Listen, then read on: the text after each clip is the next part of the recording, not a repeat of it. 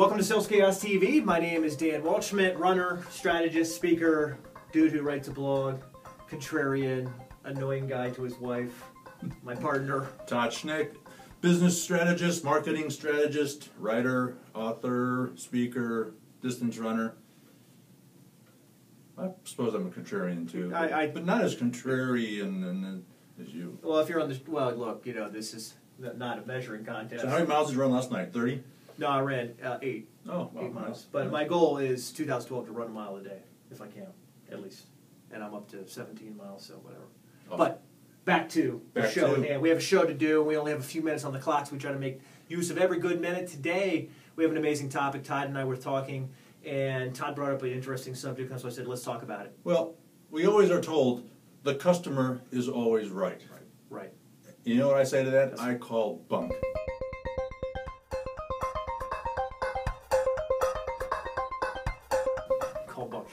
It's an interesting topic because you're right. It's just something that's grown into us from like day one. It was kind of like gentlemanly or, you know, good behavior. You'd walk into a store and you say, but the customer's always right. Now, I mean, you know, a good part I have to agree with that. I mean, if I'm a consumer and I have money to spend, I mean, you better treat me like I'm right or I don't spend my money with you. I'm not advocating that I'm going to treat you poorly and that you're always wrong. I'm saying that the customer isn't always right. Now, here's the problem, because a customer who is savvy enough to walk into an interaction with a little attitude saying, hey, I'm right, and so you can do and give me whatever I want and whatever ridiculous conditions I'm trying to set onto this exchange, I think that's actually distracting as the producer, as the business. Yeah. And because, you know, this Pareto principle, the 80-20 principle. See, if you're spending all of your time as a business interacting with this problem customer who's insisting that he or she is right, you're neglecting the good customers where 80% of your revenue is coming from. I hear you. Look, I should have worn my I'm with Mr. Cynical shirt over here with a big arrow pointing at you. I get it, especially if you're on the social webs. You know, there's nothing like evidence like the evidence you find on the web, right? Well, I found it out on the web, it must be right. I think you bring up a valid point that chasing after bad customers is a bad business move. Well, it's the squeaky wheel gets the grease problem.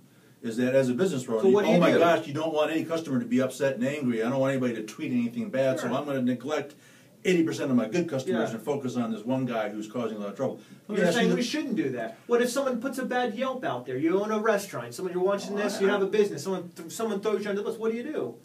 You deal with it, you apologize if it's necessary, you correct the problem as best you can. If it's necessary, then you move on. But isn't saying that he's right? If you make a bad, no, it's not saying he's right, you're addressing it. I'm just saying don't get so distracted by the fact that you're going to neglect most of your customer base because you're going to deal with a couple of bad apples who are complaining, who are perhaps, look, if someone's got a legitimate beef because you perform poor service, well then then you got to deal with that. Well, shame on you, right? Or you can be out of business if you don't deal with that. You make the point about Yelp.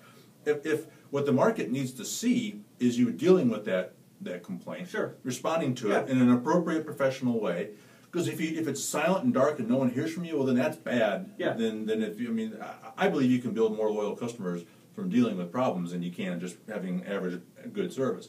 Now let me ask you this question: do you think Steve Jobs believed that the customer is always right?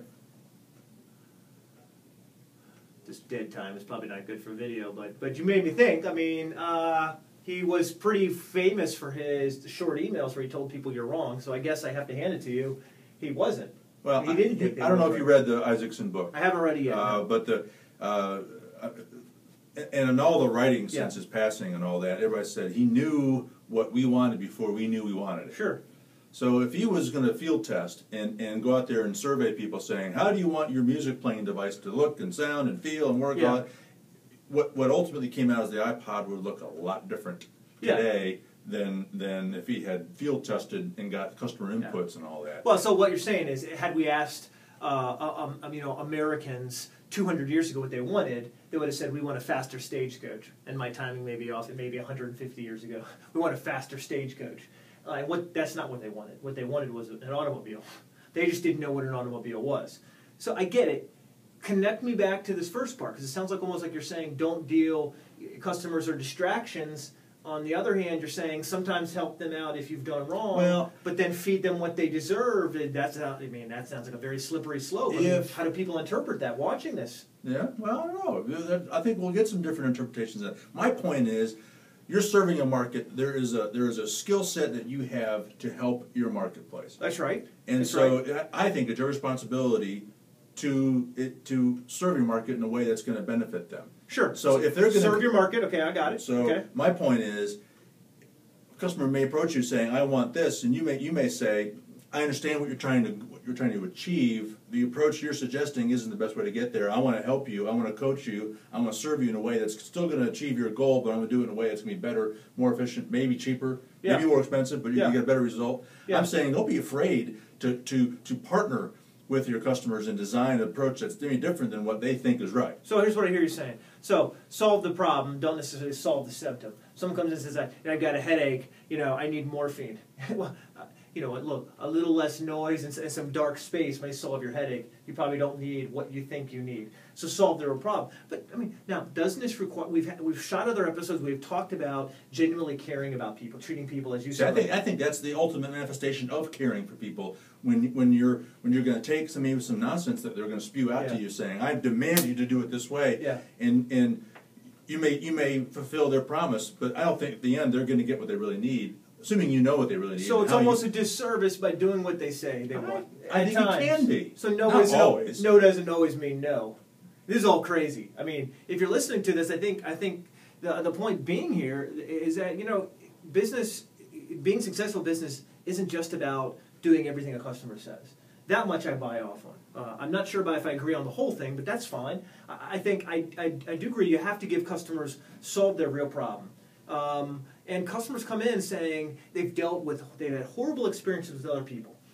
They've gone to Best Buy and they bought a TV and it was cracked and they tried to return it and then the company said, "No, you cracked it," and it's just, we've all had these bad experiences, and so they come into us expecting that we're going to be the same jerks and morons they've dealt with in the last two things. And I want this, and if you don't do this, and sometimes it's helpful just to take a half step back and go,